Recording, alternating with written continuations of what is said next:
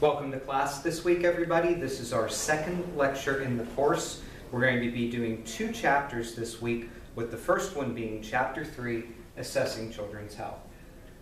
As usual, I present for you the NACI standards that are tied to this particular chapter. I do want to note that this is one of the chapters that really aligns best with the NACI standards.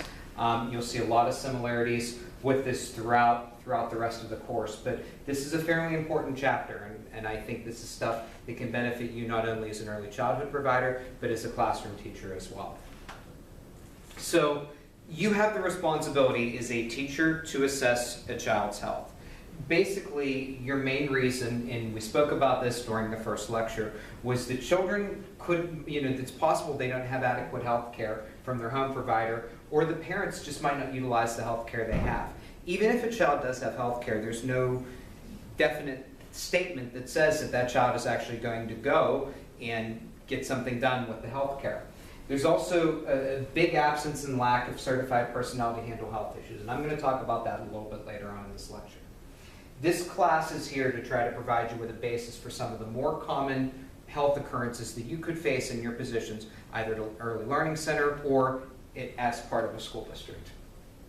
So one of the things to do this is through access of a child's health records. Do you have access to this as a classroom teacher? Well, if there's good reason for it, absolutely. You would work with school administration and the nurse in order to get the child's health records to see if there's anything in the classroom that needs to be done to the benefit of the child. They're there to really identify potential patterns and problems. If an intervention is needed, that's always a possibility as well. You also want to be able to see how special services are doing. Those of you that are going to end up teaching kindergarten, first and second grade, it's when special services start. And every year, every 6 months, there's going to be screeners, and you want to see how the children are doing with that.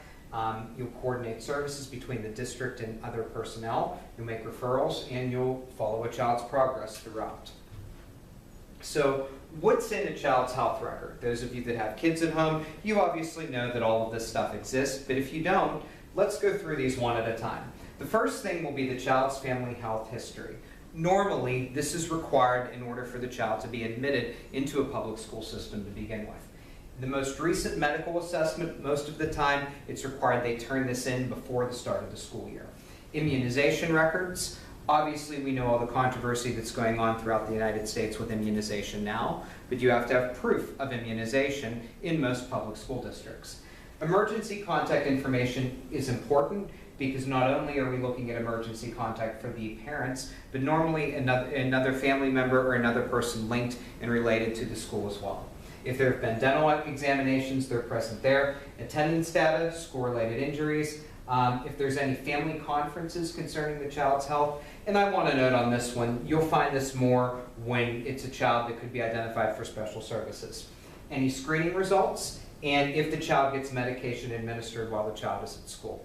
Please remember the personnel that have to administer medication is the school nurse or the school administrator in the case of an absence of the presence of a nurse. So if you're doing a health history questionnaire, that basically gathers information. Parents complete this and they turn it back into the school. You don't need me to read through this one at a time. You can take a look at it. But this is basically what you'll see that comes in with you to the school that gives an overview of the child's health history. So for the most part, how frequently do children have medical examinations? Honestly, they should have them twice a year. Dental examinations, not as much. You would hope and you would pray it would occur once a year, but our experience has shown us that sometimes kids don't get a dental examination, maybe even every 2 or 3 years. Dental examinations is pushed over for other things, and it's mostly because parents believe that baby teeth are just going to fall out anyway. So you have to keep that in mind as an educator and make sure that you understand that when you're working with kids. So screening procedures are normally the responsibility of the school nurse at a school district. Very quick, very easy to do. Kids come in, they line up one at a time, you'll get a line of 20, school nurse goes down the list, bang, bang, boom, it's everything they need to, and it's a baseline for each student for the year. It's good to assess if the students are growing, gaining weight, and this is what the school nurses use to do. So my opinion, school districts should do height and weight 4 times a year. You know that's a good district if they're actually doing that, because that's good for the parent too, because it can see improvement and growth. School districts will normally do measurements twice a year. BMI is probably the best measure to determine whether or not a child is or will be obese at a later age. I give you a link on here that if you want to learn how to calculate BMI, you are certainly welcome to do that, but that's something that you can link to from our PowerPoint. So between 0 and 8, the age group of the children we're looking at, vision and hearing are probably the most important senses. Most of a child's learning depends on using hearing and sight. Vision disabilities have to be communicated properly from children to responsible adults. One of the problems that you will have with vision disabilities will be that kids don't like to admit they have a vision disability. So they'll try to frame it as not a disability. No, I know what's going on, and that creates a challenge as well. So you got to be aware of that as well. So 1 in 20 preschoolers has a vision impairment, and 1 in 4 has a vision impairment that interferes with learning. So you can think of this that it's possible the kids are going to need glasses or contacts very early on, most of the case glasses. Vision screening should be done throughout preschool and kindergarten to check to see if a vision issue might occur and be present. And obviously, you don't need me to tell you this, but the older you get, the more your vision declines. So I give you an example of an eye test for children. You can look at that on your own. We can look at photo screening. If you have a child that's nonverbal, it's going to be difficult for them to say that that's an L, that's a P, that's an E, that's a D. And if that's a problem, then you want to do photo screening. When that happens, a beam of light can reflect on the child's eyeball. If there's any cataracts or vision disabilities, that'll be easy to see as well. So things that could potentially show there's a vision abnormality. One of the ones that I want to note for those of you that are parents is the 4th one down. Children at a very young age, between 3 to 6 months, they tend to follow an object constantly. It's why they say in your cribs you should have about 3 or 4 objects that hang up. So if the child is having problems focusing or following that object, that's a good sign that that child might have something wrong with their vision. If there's chronic tearing, that might mean that they're straining and struggling to be able to see what they're trying to see as well. So 2% of all children have something called amblyopia, which is basically lazy eye. Research has shown that consistently this happens for children who are born to mothers that smoke while they're pregnant. Cross-eyed children, 3 to 5% of them under 10 years old, it's called strabismus. And basically what that means is a child's eyes are misaligned. One's going to be looking in one direction, one's going to be looking in the other. So myopia is nearsightedness. This will normally develop during school. What can happen with this if it's not diagnosed properly? Because the child is nearsighted, they're going to become very uncoordinated and clumsy. I worry that this can impact their self-esteem and it can cause problems with them, especially in phys ed or when they're interacting with other kids. So if there are vision problems, you have to notify a professional immediately.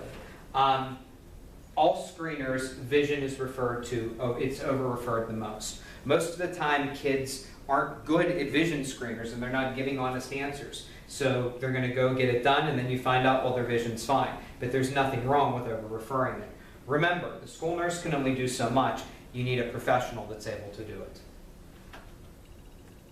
So another thing that has to be noted in hearing deficiencies is, and I saw this when I was an elementary school administrator, we had a child who had very difficult time hearing. So for somebody like me who speaks fast, he couldn't understand and interpret what I was saying. And it didn't make him a slow learner, it just meant that he had a problem hearing.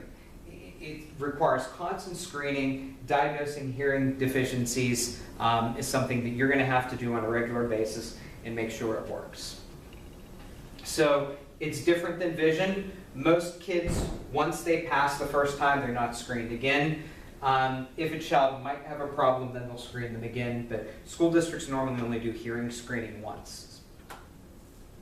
So if there's permanent hearing loss or temporary loss, We give you some reasons that could occur, family history of hearing problems, herpes, German measles while in the womb, being born a preemie with low birth rate, bacterial meningitis, measles or mumps, allergies, colds and ear infection, Down syndrome, FAS, cerebral palsy, head injuries, or exposed excessive or prolonged noise.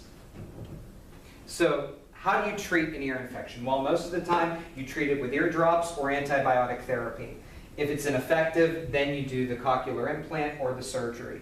I have had children in class that have had the cochlear implant, and I will be honest with you, it is one of the most amazing devices that I've ever seen in my life. You have to wear a microphone, and the kid can hear you on the microphone, and it's almost like their hearing is absolutely perfect.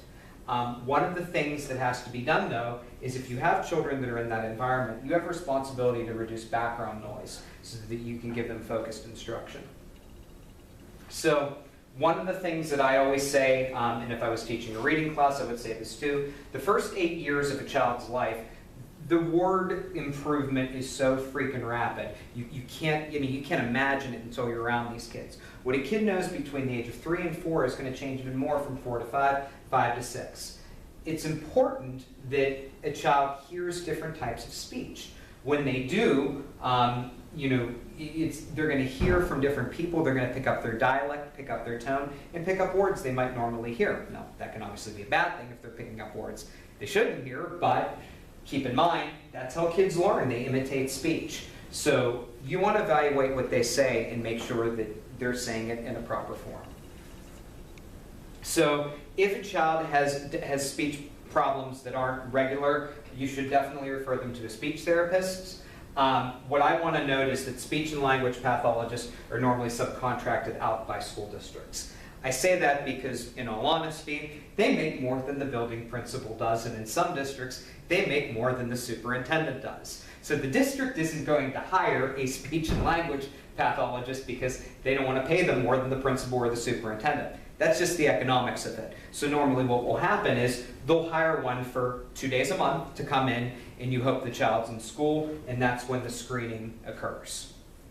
This is a good field to get into. If any of you are thinking, I want to make money, I want to work with kids, right here. You're going to be making hundreds of thousands of dollars a year. So once again, we're going to talk about milestones with speech and language, talking about the transitions between preschoolers to school-age children. As I did in the previous video, I'm not going to stand up here and read these. I'm going to give you the age group. I'll pause for about a minute, and then we'll take a look at them.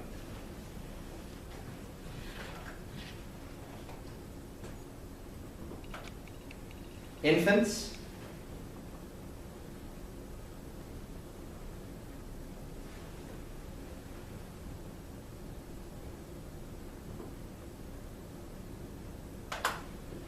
toddlers,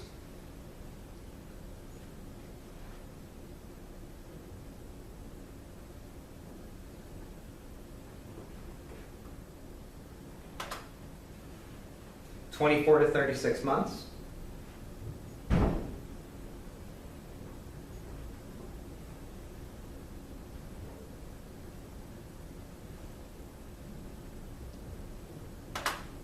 preschoolers.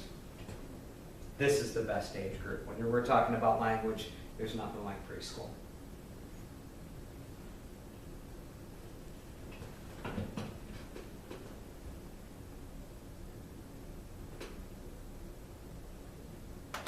School age.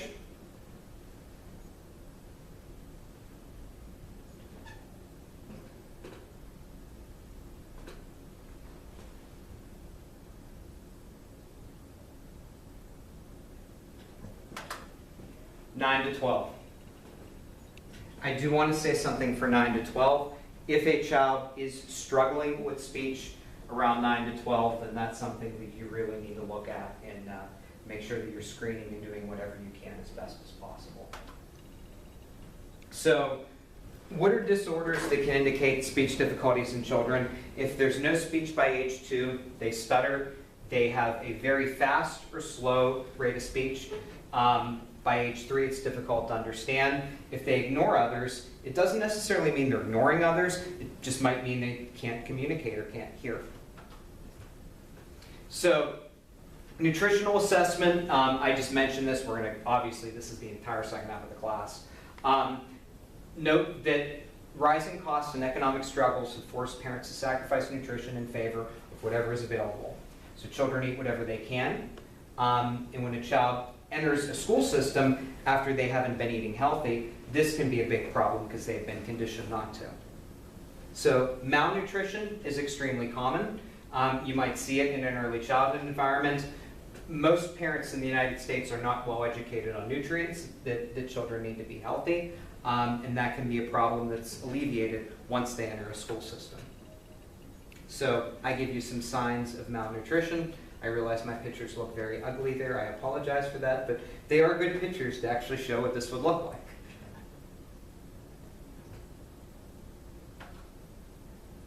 More here. Don't those fingernails look special?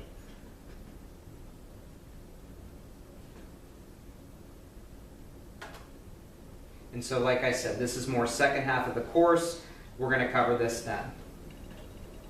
So, referrals. Referrals are difficult because teachers have to trust the parent when they're making a referral. Parents that won't admit that their kids have a speech problem or a language problem or a learning disability, most of the time research shows you it's always firstborns. Parents will not admit it at all. But you have to establish trust and show concern, and then you might be able to get support. As I note, when you can do a face-to-face meeting on something like that, that's preferred. It's good if it can be the teacher, the special ed teacher, and the building principal. So that's it. The next chapter, we're going to look at medical conditions. There's some big ideas that I want you to review for the test, so thank you very much.